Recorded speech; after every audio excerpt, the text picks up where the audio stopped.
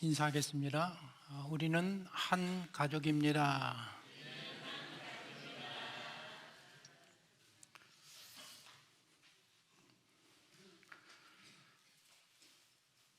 오순절에 교회가 탄생했습니다. 오순절은 특별히 중요한 유대인의 절기입니다. 유대인은 7개의 절기 중에 있는데 그 중에 3개가 엄중한 절기로 선언이 됩니다. 유월절, 맥추절은 이제 오순절이라고 하는데 오순절, 초막절, 요 세 명절 기간 중에는 이스라엘의 모든 남자는 예루살렘 성전에 나와야 하고 의무적으로 하나님 앞에 나와서 예배를 드려야 합니다. 성회로 모였고 그 명절 기간에는 쉬어야 됐고 어떤 일도 허용되지 않았습니다. 오순절을 헬라어로 샤봇이라고 하는데 샤봇은 50일이라는 그런 뜻입니다. 첫 열매를 유월절 다음 날 첫 열매를 드리는데 첫 열매를 드리는 초실절로부터 50일째 되는 날이기 때문에 오순절이라고 부릅니다. 이 오순절을 또 칠칠절이라고도 합니다. 초실절부터 이 절기까지 7주를 계산해서 칠칠절이라고도 부르고 또 오순절을 맥추절이라고 부릅니다. 공식적으로 여름 추수가 시작된다라는 것을 알리는 절기입니다. 이 맥추절은 하루만 지키는 절기입니다. 늦은 봄에 보통 5월 말이나 6월 초순에 대개 날짜는 6월 6일 정도 되는 날이 오순절이고 칠칠절이고 맥추절입니다. 오순절이 되면 미래 소산을 예물로 하나님 앞에 드리는데 첫 예물을 드리기 전에는 그 수확한 밀로 성전에 여러 소재와 전병을 만들지 못했습니다. 초실절이 되면 새로 수확한 보리를 드리고 오순절이 되면 맥추절이 되면 새로 수확한 밀을 드리는 절기입니다. 밀로 빵 2개를 길게 납작한 빵 그 누룩을 넣어서 유교병으로 빵을 이렇게 마신 빵 2개를 만들어서 제단에 드립니다. 불로 태우지 않습니다. 원래 하나님 앞에는 제단에 다 태워서 번제로 드리는데 누룩이 들어간 거기 때문에 하나님 앞에 그렇게 제단에 바칠 수 없기 때문에 그냥 하나님 앞에 내놓기만 했다가 다시 가져옵니다. 2개의 빵을 드리고 2개의 어린 양을 화목제물로 흔들어서 드립니다. 요제라고 하는데 제사장이 제단 앞에 가서 이 빵 2개와 2마리의 어린 양을 앞뒤로 하나님 앞에 드립니다. 앞뒤로 흔들고 위아래로 이제 흔드는 이런 예식을 통해서 하나님 앞에 드리고 그 다음에 그것을 이제 바깥으로 내놔서 제사장의 몫으로 구별해 놓습니다. 그날 성전에서 모든 일들을 마치면 명절 음식으로 제사장들이 모여서 먹는 음식으로 사용합니다. 요 오순절에 드리는 2개의 빵 덩어리는 시내산에서 모세가 받은 2 돌판, 10계명을 기록한 2 돌판을 상징한다. 그렇게 유대인들이 해석을 합니다. 유월절은 어떤 절기입니까? 예수님이 십자가의 죽으심과 부활의 사건을, 그래서 구원을 성취하신 사건이 유월절이고 이 오순절에는 성령 사건이 일어납니다. 오순절 성령 사건은 하나님께서 이제부터 성령과 하나님의 말씀의 법으로 당신의 백성들을 통치하시겠다고 약속한 사건이 오순절 성령의 사건입니다. 이 오순절 성령의 사건은 이스라엘 백성들이 시내산 아래서 하나님을 만나서 율법을 받고 하나님의 백성으로 새롭게 인침받은 사건을 상징하는 그런 사건입니다. 그래서 성령께서 다른 날이 아니라 이 오순절에 이 땅에 제자들에게 임하시고 강림하신 이유가 거기에 있습니다. 이스라엘 백성들이 6월절에 출애굽을 해서 시내산 아래까지 도착하는 데에 날짜를 계산해 보면 이렇습니다. 출애굽하는 그 달을 유대인의 종교력으로 이번 달부터 너희들 1월 달로 삼아라. 그래서 1월 달이 되었고 14일 날 양을 잡고 6월절 양을 먹고 출발을 합니다. 그래서 3월 1일 날 시내산 아래에 도착을 합니다. 모든 여정의 날짜를 다져보니까 17일, 2월달 29일, 3월 1일 하루 날짜를 따져보니까 47일 걸렸습니다. 애굽에서 나와서 시내산까지 47일이 걸렸습니다. 그런데 출애굽기 19장 10절 11절에 보면 이런 말씀이 있습니다. 여호와께서 모세에게 이르시되 너는 백성에게로 가서 오늘과 내일 그들을 성결하게 하며 그들에게 옷을 빨게 하고 시내산에 도착하니까 도착한 날 하나님이 모세에게 지금 말씀하셨습니다. 오늘 내일 너희들 성결하여서 모든 백성들이 옷을 빨아라. 그리고 11절에 준비하게 하여 셋째 날을 기다리게 하라. 이는 셋째 날에 나 여호와가 온 백성의 목전에서 시내산에 강림할 것임이니라. 오늘 내일 모레 3일 동안 준비하면 내가 너희를 시내산에 강림해서 너희를 만나게 될 것이다. 47일 날 도착해서 셋째 날이면 47일, 48일, 49일째에 시내산에 강림해서 내가 너희를 만나겠다. 그래서 49일째에 시내산에 하나님이 강림해서 만나면서 모든 백성들에게 10계명을 줍니다. 첫째 계명, 둘째 계명, 그 10계명을 받습니다. 그리고 그 다음 날 50째 되는 날 이스라엘 백성들이 제단을 만들어서 하나님과 이스라엘 백성들이 정식으로 이제는 하나님이 우리의 하나님이고 우리는 당신의 백성입니다. 이스라엘은 하나님의 백성입니다. 언약식을 며칠 날 갖는가 하면 50일 날 갖습니다. 출애굽기 20장 24절에 그 내용이 나와 있는데 내게 토단을 쌓고 그 위에 내 양과 소로 내 번제와 화목제를 드리라. 내가 내 이름을 기념하게 하는 모든 곳에서 내게 임하여 복을 주리라. 50일째에 하나님의 백성이 정식으로 되었단 말입니다. 언약식을 맺었단 말입니다. 이제부터 하나님의 통치를 받는 하나님 나라의 새 백성으로 거듭나게 하신 날이 50일째입니다. 그러니까 오순절은 50일째 되는 날인데 하나님의 백성으로 새롭게 인침받은 날입니다. 이렇게 오순절에 성령 하나님이 임하심으로 말미암아 하나님의 백성이 하나님의 나라가 세워지고 교회가 이 땅에 세워진 것입니다. 이 세상에 교회가 언제 세워졌느냐, 언제부터 하나님의 나라인 교회가 시작이 되었느냐, 오순절날 시작되었단 말입니다. 지난주 금요일 날 이스라엘 군이 이틀 연속 팔레스타인 하마스 근거지를 급습해서 지상전을 지금 준비를 확대해 나가고 있습니다.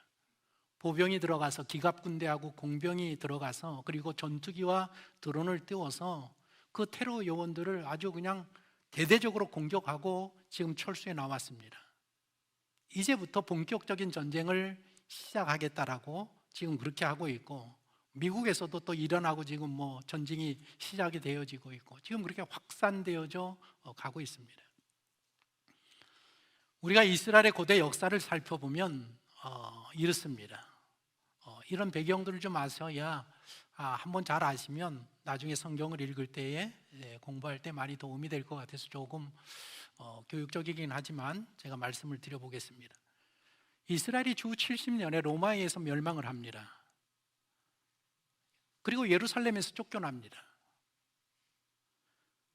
예루살렘을 점령한 이 로마 군대가 예루살렘에 영구적으로 로마 군인이 주둔하는 요새를 세워둡니다. 그리고 그 전쟁에서 AD 70년에 주 70년에 그 전쟁에 승리하면서 로마 제국 전역에다가 이 유대인과의 전쟁에서 승리한 것을 선전하기 위해서 포로가 된 유대인을 새긴 수천 개의 동전을 주조합니다. 그 동전을 보면 어떤 그림인가 하면 족쇄를 차고 있는 유대인이 그렇게 서 있고 포로가 되어 서 있고 그 옆에 종려나무 아래 슬피 우는 여인의 형상을 동전에다가 새겨가지고 우리가 유대인을 완전히 점령했다. 그러니까 모든 제국에 동전을 배포하면서 너희들을 까불지 말아라. 그런 이야기입니다. 그리고 로마에서는 정벌 기념으로 타이두스 장군이 예루살렘을 점령했는데 타이두스 개선문을 세워놓았습니다. 로마에 가시면 볼 수 있습니다. 콜로세움도 세웠지만 로마의 개선문을 세워놨습니다. 그런데 그 개선문에 대리석으로 쭉 세우지 않았겠습니까? 그 대리석에다가 유대인들이 포로로 끌려오는, 로마 군인들에게 포로로 압송되어지는 모습을 그 개선문에다가 형상을 새겨놨습니다. 그런데 그 형상에 보면 포로로 끌려오는 그 가운데에 성전에서 사용했던 황금으로 만든 황금 이만한 촛대, 이만한 촛대를 로마 군인들이 이동해 오는 것이 거기에 묘사가 되어 있습니다. 그래서 1996년 1월에 이스라엘 정부가 이때에 로마 군인들, 당신 나라 이탈리아 이 로마 군인들이 우리 성전의 촛대를 뺏어가지 않았느냐, 1996년 1월에 이스라엘 정부에서 로마 카톨릭 바티칸에다가 진상조사를 해달라. 너희 나라가 가지고 간 이 성전에 사용하던 이 촛대를 그 촛대가 어디에 있는지 그거를 좀 조사해달라, 정식적으로 요청을 한 그런 사건이 있습니다. 그렇게 AD에 70년에 로마에서 완전히 망했는데 47년 후에 주 117년에 하드리아누스라는 이 황제가 즉위를 하면서 유대인들을 이 잠재우기 위해서 내가 예루살렘을 재건하겠다, 그리고 성전을 다시 지어주겠다라고 유대인들에게 약속을 했습니다. 약속을 했는데 이 황제가 그 약속을 지키지 아니하고 오히려 유대인들을 완전히 로마에 흡수하기 위해서 지금부터는 할례를 행할 수 없다, 안식일을 지킬 수 없다, 그리고 만약에 회당에서 기도하는 것들이 있으면 이건 우리가 불법으로 여기고 너희들을 잡아가겠다. 그리고 약속한 대로 예루살렘을 재건하기는 했는데 유대인들을 위해서 재건한 게 아니라 로마 백성을 위해서 로마의 그런 땅으로 예루살렘을 재건하고 그 성전이 세워져 있던 거기에다가 주피터 신전을 세웠습니다. 하나님의 신전을 세우지 아니고 주피터 신전을 세워놓았습니다. 유대인들이 어떤 사람들입니까? 이번에 전쟁에 보셔도 아시지만 유대인들이 200명 잡혀 있어도 상관하지 아니하고 전쟁을 지금 치러 나가지 않습니까? 분개한 유대인들이 또다시 로마 제국을 향해서 반기를 듭니다. 봉기를 일으킵니다. 유대인의 반군 시몬 바르코우바라는 저 사람이 탁월한 지도력을 발휘해서 주 132년에 예루살렘을 탈환합니다. 목숨을 걸고 전쟁을 해서 로마 군인들을 다 내보내고 예루살렘을 수복을 합니다. 수복을 하니까 그 시대의 최고의 랍비면서 산헤들린 공의의 대제사장이죠. 그러니까 공의의 수장이었던 아키바라는 사람이 이 바르코후바가 이 사람이 성경에서 예언한 우리의 메시아다라고 선전을 공식적으로 해놨습니다. 이 사람이 우리가 기다리던 메시아다. 그래서 모든 유대인들이 이 전쟁에서 승리하고 예루살렘을 탈환하고 메시아가 우리나라에 왔으니 이제부터는 이 솔로몬 시대의 황금기를 우리가 시작하게 될 것이다. 로마 통치를 완전히 전복시키고 성전을 다시 재건하고 이스라엘을 메시아의 왕국으로 이제 인도하면서 세계를 다스리는 민족이 될 거라는 그런 기대에 부풀어 있었단 말입니다. 그런데 그 다음 해에 주 133년에 로마 군대가 최고의 보병 3만 5천 명을 이끌고 와서 예루살렘과 전쟁을 시작합니다. 3년 동안 전쟁을 치러가지고 주 135년에 완전히 예루살렘 반란을 진압하고 예루살렘을 완전히 이게 장악을 합니다. 그때에 반란을 주도했던 바르코프라는 사람은 한 요새에서 전사를 하고 유대의 50개 요새가 점령이 당하고 985개의 마을이 초토화됩니다. 유대인들이 몇 명이 죽는가 하면 58만 명이 죽습니다. 그리고 수만 명의 유대인들이 노예로 팔려나갑니다. 그리고 그때로부터 유대인은 이제부터 예루살렘에 들어올 수 없다. 만약에 예루살렘에 들어오면 즉시 처형한다 그래서 유대 민족의 디아스포라 역사가 그때부터 본격적으로 시작이 됩니다. 나라가 멸망하고 백성이 흩어지고 예루살렘이 초토화 황폐화됩니다. 나라가 완전히 없어지는 위기 상황입니다. 그 상황에서 랍비들이, 유대인의 지도자들이 7년 후에 주 140년에 우샤라는 마을에 모이는데, 산에 들린 그 국회가 모인단 말입니다. 모여가지고 성전이 없어졌으니까, 성전이 무너졌으니까 이들은 하나님 앞에 절기를 지킬 때 성전에 나와서 희생 예물을 드리면서 성전을 지키면서 그 정신을 이어받는데, 성전이 없으니까, 나라가 없어졌으니까 이 민족이, 우리나라가 어떻게 되겠느냐. 이 산헤들린 공회에서 맥추절의 개념을 약간 바꾼단 말입니다. 오순절의 개념을 약간 바꾼단 말입니다. 맥추절이라는 것은 농경 문화 속에서 나온 것인데, 그때 랍비들이 뭐라고 했는가 하면, 모세가 시내산에서 율법을 받은 날이 바로 이 오순절이다, 맥추절이다.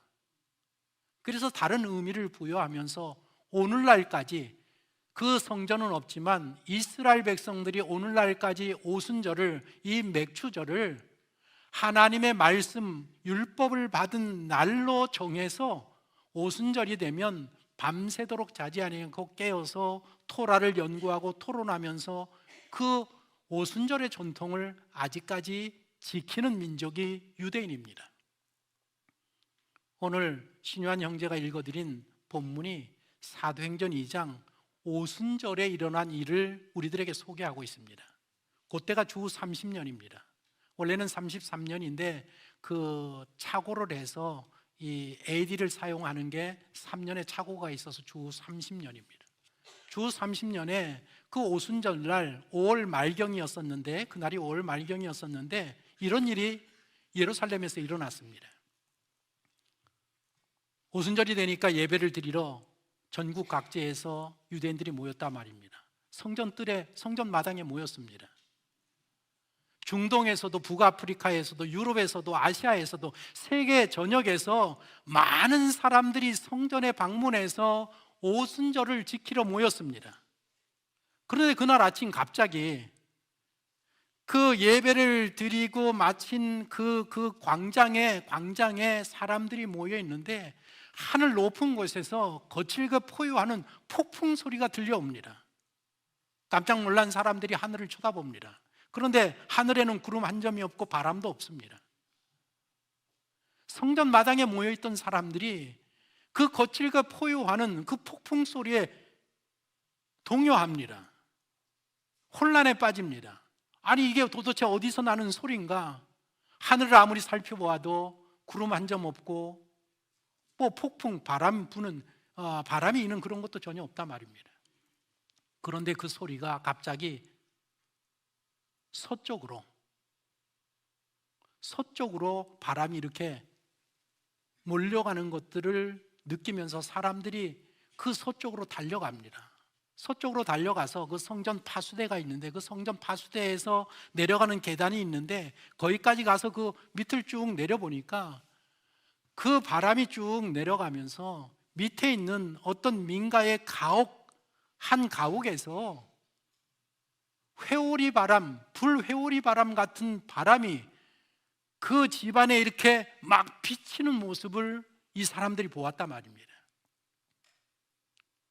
사람들이 함성을 지르면서 손으로 그 집을 가리키면서 저 집을 봐라, 저 집을 봐라. 그래서 사람들이 와 하고 그 집을 따라서 내려갔단 말입니다.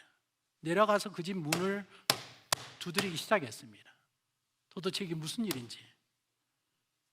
문을 두드리니까 사도들이 문을 열고 나옵니다. 지금 세계 각국에서 온 사람들 아니니까 흥분한 상태에서 도대체 이게 무슨 일인가 묻는단 말입니다. 어떤 사람은 영어로, 어떤 사람은 프랑스어로, 어떤 사람은 중동어로. 그런데 나온 사람들을 보니까 갈릴리 사람들인데, 지난주에도 우리가 살펴보았듯이 갈릴리 사람들은 굉장히 무시받는 사람, 무식하다고 무시받는 사람들입니다. 그런데 그 모습을 보니까 갈릴리 사람들인데, 갈릴리 사람들이 자기들의 언어로 대답을 한단 말입니다. 어떤 사람은 영어로, 어떤 사람은 불어로, 어떤 사람은 중동어로 자기네 나라어로 다 대답을 한단 말입니다. 깜짝 놀랍니다. 아니, 이 사람들은 배우지 못한 사람들인데 어떻게 우리나라 언어를 이렇게 유창하게 구사할 수 있는가? 그리고 그날 이 바람과 불에 관한 소문이 성전 예배를 마치고 나오는 모든 군중들에게 이제 급속하게 확산되어져 나갑니다. 베드로가 흥분한 군중들에게 나를 따라오십시오. 그래서 성전 그 남쪽 바깥들, 랍비들이 늘 가르치는 그 늘 축제가 이루어지는 그 장소로 우리 가십시다. 그래서 그 무리들을 이끌고 올라가서 15개의 계단 위에 베드로가 서서 거기서 그들에게 이제 연설을 하겠습니다. 예수님이 누구신지, 유대 민족이 메시아로 오신 예수님에게 어떤 짓을 했는지 그 예수님에 대한 복음을 막 연설했단 말입니다. 그 연설을 귀담아 듣고 있던 사람들이 점점 베드로의 설교를 들으면서, 연설을 들으면서 그 마음 가운데 막 뜨거움이, 성령의 역사음으로 뜨거움이 달궈지기 시작합니다. 한쪽에서는 막 눈물을 흘리는 사람이 있는가 하면 어떤 사람들은 가슴을 치는 사람들이 있고, 또 어떤 사람들은 그러면 우리는 어떻게 하면 좋겠습니까? 라고 외치는 사람들도 있습니다. 베드로가 즉시 대답합니다. 회개하십시오. 예수님의 이름으로 세례를 받으십시오. 죄 용서함을 받으십시오. 그러시면 우리가 받은 성령을 여러분도 받게 될 것입니다. 그리고 이 성령의 약속은 여러분과 여러분들의 자녀들과 먼 곳에서 온 모든 사람들을 위한 하나님의 약속입니다. 이 약속을 믿고 이 패역한 세대에서 구원을 받으십시오. 베드로의 연설을 듣고 감동한 이 군중들이 광장에서 흩어지기 시작합니다. 12사도와 함께 흩어져서 군데군데 모여서 서로 질문을 하고 토론을 하면서 시간을 보냅니다. 유대인의 학습법이 하브루타라고 합니다. 하브루타라는 건 뭔가 하면 유대인들은 성경을 다 암송합니다. 성경을 암송을 하고 난 후에 그 암송한 것을 가지고 한 사람이 질문을 합니다.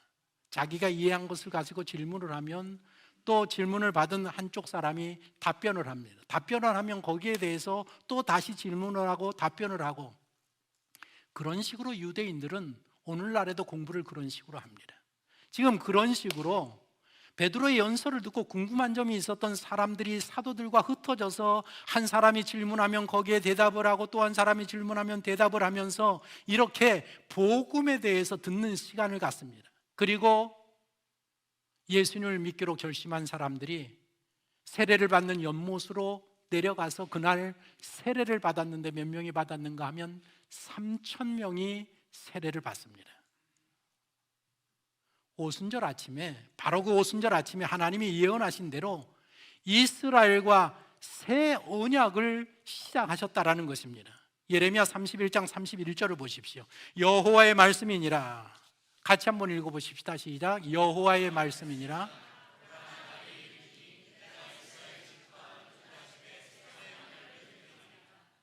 이 언약은 32절 보십시오.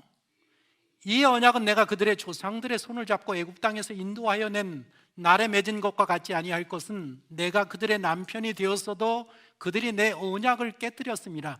여호와의 말씀이니라. 그 다음은 시작. 그러나 후에 내가 이스라엘 집과 맺을 언약은 이러하니 곧 내가 나의 법을 그들의 속에 두며 그들의 마음에 기록하여 나는 그들의 하나님이 되고 그들은 내 백성이 될 것이라.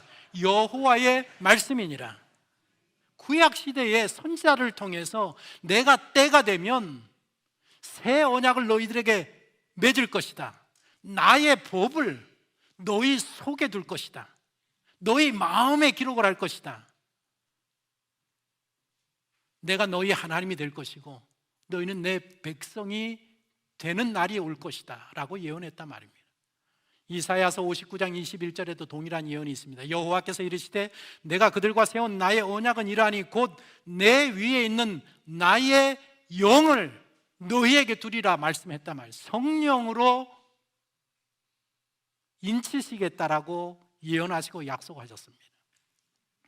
오순절날 성령을 받은 사건은 이스라엘이 하나님의 백성으로 새롭게 인침을 받는 사건이라 말입니다.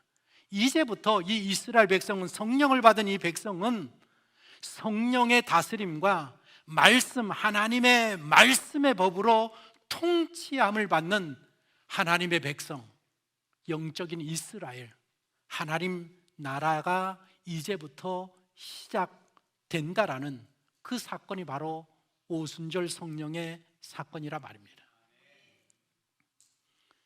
예수님께서 유월절 어린 양으로 죽으시고 부활하신 후에 40일 동안, 부활하신 후에 40일 동안 제자들을 만나서 하나님의 말씀을 가르쳤습니다.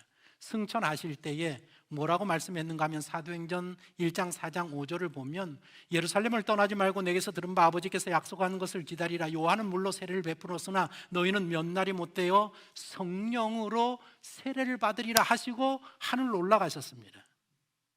그리고 예수님이 약속한 대로 성령을 기다리면서 기도하는 가운데 10일 후에 승천, 40일 만에 승천을 했는데 10일 후에 50일째 되는 날, 오순절날 예언대로 제자들에게 성령이 임하면서 성령을 받은 성도들이 교회가 되었단 말입니다.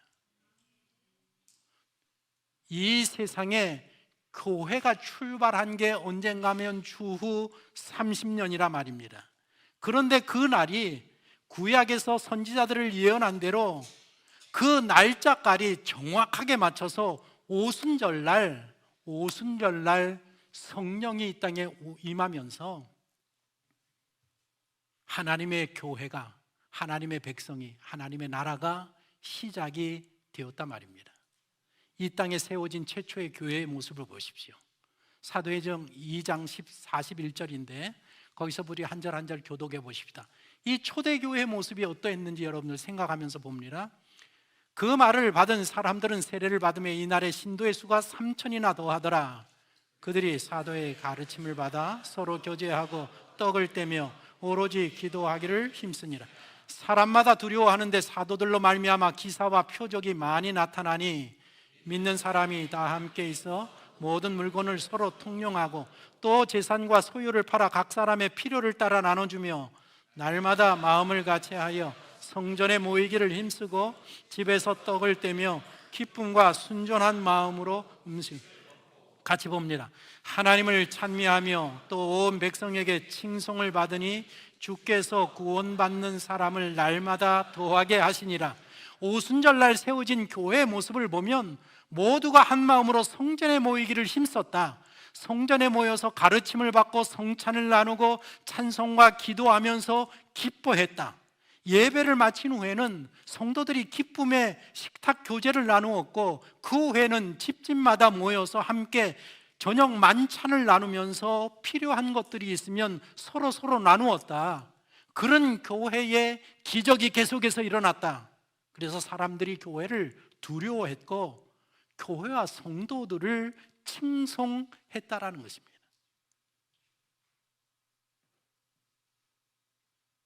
저들은 복음 안에서, 예수 안에서, 신앙 안에서 한 가족이 되었다라는 것입니다.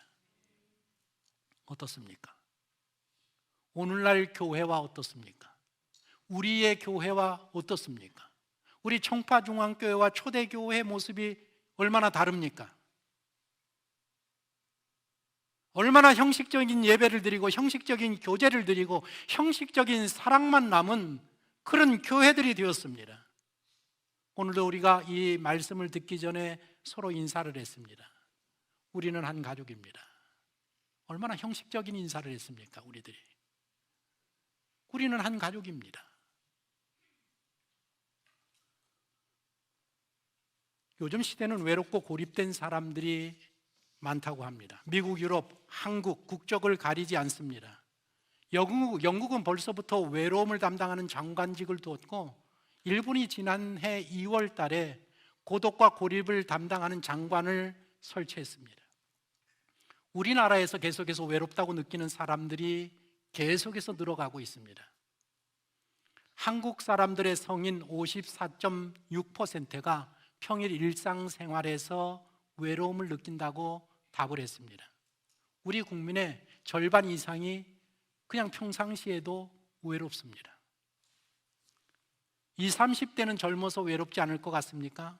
20, 30대와 1인 가구 중에 10명에 6명 이상이 외로움을 느끼고 있습니다. 청년들도 외로워하고 있습니다. 그런데 이 외로움이 접년성이 강하기 때문에 사회적인 질병으로 분류되고 있다는 사실입니다. 우리나라 1인 가구가 720만여 가구가 됩니다. 세 집 중에 한 집은 혼자 삽니다. 그리고 이 1인 가구가 계속해서 우리나라에서 늘어가고 있습니다. 1인 가구, 혼자 사는 사람들에게 물어왔습니다. 평소에 어려운 점이 무엇입니까? 그랬더니 균형 잡힌 식사를 하지 못하는 것이 문제고, 아프거나 위급할 때 혼자서 대처하기 어려운 문제를 안고 있습니다라고 대답을 했습니다. 세상 사람들만 외로워하는 게 아니라 크리스찬들도 외로워하고 있습니다. 보십시오. 교회 다니고 있어도 외로움을 느낍니다. 예배 도중 인사를 해도 그때뿐입니다. 또 어떤 분은 주일 예배만 주로 참석하는데 구역 모임 참석을 안 해서 그런지 아무도 말을 걸어주지 않네요. 가끔씩 외롭다고 느낍니다. 개신교인의 절반 가까운 46.2%가 외로움을 느끼고 있습니다. 이거 지금 잘못 나와 46.2%입니다. 지금 여기 앉아 계신 분 중에서 절반은 외롭습니다. 절반이 지금 외롭습니다.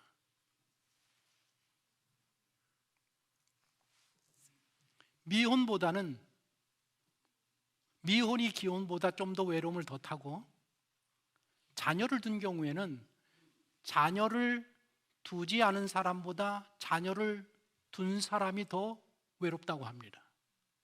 좀 이해가 잘 안 되죠? 머리를 끄덕이는 권사님은 이게 뭐 얘기가 되는 거네. 예. 제가 몇 주 전에 강남은 거대한 정신병동이다라는 책을 잠깐 소개했습니다. 거기에 소제목이 뭔가 하면 미쳐 돌아가는 강남 엄마들이라고, 거기에 이제 그 예화가 있는데 이런 예화입니다. 아들이 공부를 열심히 해서 서울대 의대를 들어갔습니다. 얼마나 기쁘겠습니까? 아들이 서울대 의대에 들어갔는데 그 엄마가 죽고 싶다고 정신과를 찾아왔다고 합니다. 선생님에게 이야기합니다. 입시를 보기 전에 우리는 딱 붙어서 공부를 했습니다. 동고동락을 했습니다. 그런데 아들이 대학을 들어간 후에 우리 사이가 멀어지기 시작했습니다. 아들은 대학 생활에 너무 바쁩니다. 동아리 활동을 하고 여자친구도 사귀고, 저는 요즘 너무 우울합니다. 선생님이 말합니다. 아들이 대학 간 지 몇 달이나 됐다고 우울하십니까? 한 학기 지났습니다. 아니, 애가 크면 독립시켜야 되는 거 아닙니까? 그러니까 제가 죽으면 확실하게 우리 아들이 독립할 거 아닙니까? 닥터가 이야기합니다. 아니, 엄마가 죽으면 엄마의 죽음이 아들의 가슴에 평생 상처로 남을 텐데 그 생각은 안 하십니까? 금방 잊을 겁니다. 저렇게 잘 지내는데 뭐 애인도 있고. 답답한 이 의사 선생님이, 알았습니다. 제가 치료해 드리겠습니다. 아들이 먼저 죽으면 문제가 해결되겠네요. 이 어머니가, 선생님 미쳤습니까? 그리고 아들을 데리고 나갔습니다. 그 이야기를 친구 정신과 닥터에게, 강남에서 하는 닥터에게 얘기를 했더니 그 다른 정신과 의사 선생님은 이렇게 이야기합니다. 내가 치료하는 엄마는 자식 결혼시켜 놓고 우울증에 빠져서 자살하겠다고 난립니다. 자기 건물에 함께 살 수 있는데 괜히 길 건너에 아파트를 사줘서 따로 살게 해서 매일매일 울고 지낸다는 겁니다. 정말 미쳐 돌아가는 세상에 살고 있습니다. 이게 웃을 문제가 아닙니다. 매주일 우리 주일 예배에 참석하는 사람들의 경우에 41.2%가 외로움을 느끼고 있다는 겁니다.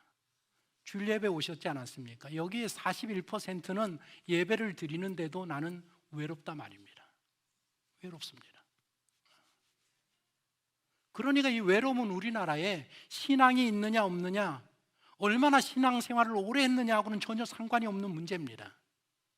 크리스찬들이 왜 외로움을 느끼는 이유가 뭐냐? 조사를 했더니 경제적인 여유가 없어서가 첫 번째고, 마음을 터놓을 사람이 없어서 외롭고, 딱히 만날 사람이 없다는 느낌이 들어서 교회에 와도 외롭다라는 겁니다.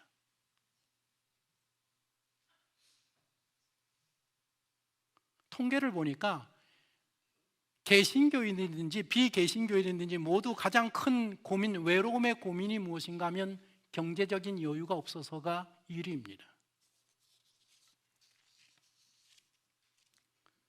그런데 외로움을 해결하는 방법에 대한 통계 조사를 보니까 믿는 사람이든지 믿지 않는 사람들이 차이점이 똑같습니다.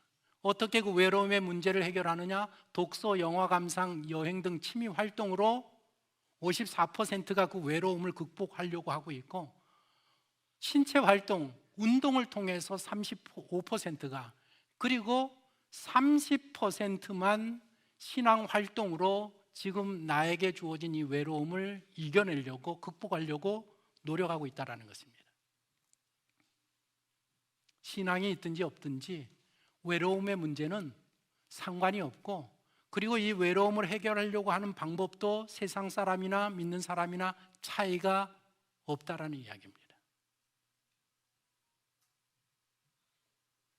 우리 사회의 외로움은 이게 사회적인 문제라서 개인 혼자 노력해서 해결할 수 있는 문제가 아니라는 겁니다. 그런데 이 문제를 개인도 해결하지 못하고 지금 이 사회도 해결하지 못하기 때문에, 나라가 해결해 주지 못하기 때문에 그 해결 방안을 어디서 제시해야 되느냐? 교회에서 제시해야 된다는 것입니다. 아멘입니까? 아멘입니까? 여러분들 이거 심각하게 생각하셔야 합니다.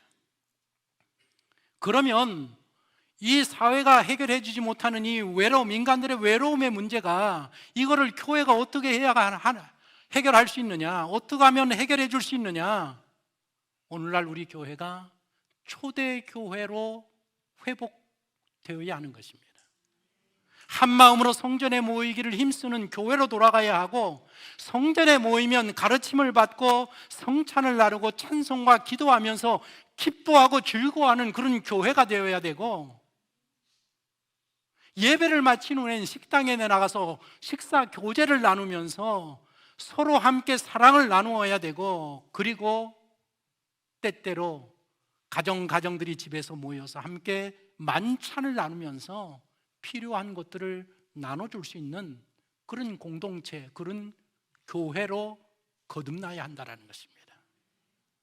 그렇게 되면 초대교회에 일어났던 기적이 일상으로 일어나는 그런 교회가 될 수 있고, 교회를 사람들이 두려워하게 되고, 교회를 보고 성도들을 세상 사람들이 보면 칭송하는 그런 성도가 되고, 그런 교회가 될 수 있다는 것입니다.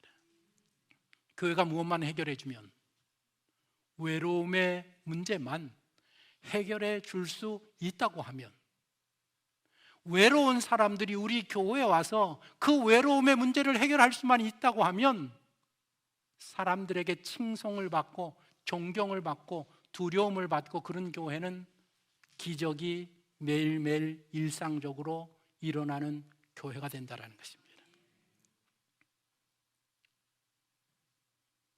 그러면 그런 교회가 어떻게 되느냐?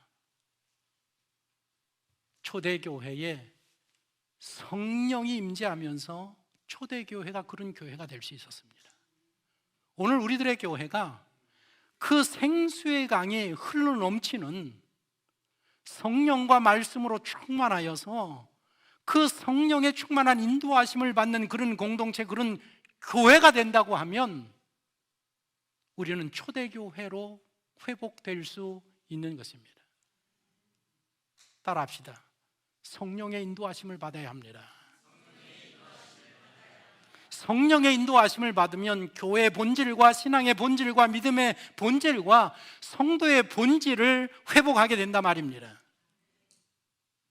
요한은 어떤 하나님이나 여호와 라파라고 했습니다. 여호와 라파가 무슨 뜻인가 하면 치료하시는 하나님이라고 했단 말입니다. 성령은 치료의 영입니다. 우리 교회가 초대교회로 회복되어지고 초대교회로 회복되어져서 그 교회에 모이는 모든 성도들이 진정으로 신앙 안에서 한 가족이 된다고 하면 교회에서 외로움의 문제를 해결할 수 있고 이 사회가 이 세상에 해결하지 못하는 문제를 해결하고 제시해 줄 수 있다는 것입니다. 누구만이 하실 수 있느냐? 성령 하나님만이 하실 수 있습니다. 옆에 분에게 우리 굉장히 싫으시죠? 저도 이런 거 되게 싫은데 시키면 싫어도 뭐 할 수 없어요. 옆에 분에게 인사 좀 하세요. 외로워하지 마세요.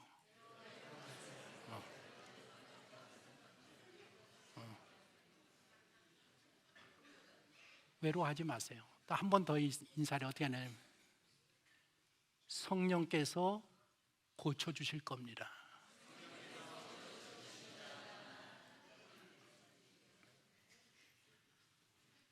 다른 교회는 몰라도 우리 교회에서부터 성령의 인도하심 가운데에서 외로움의 문제를 해결을 하는 그런 아름다운 교회, 아름다운 공동체가 되었으면 좋겠습니다.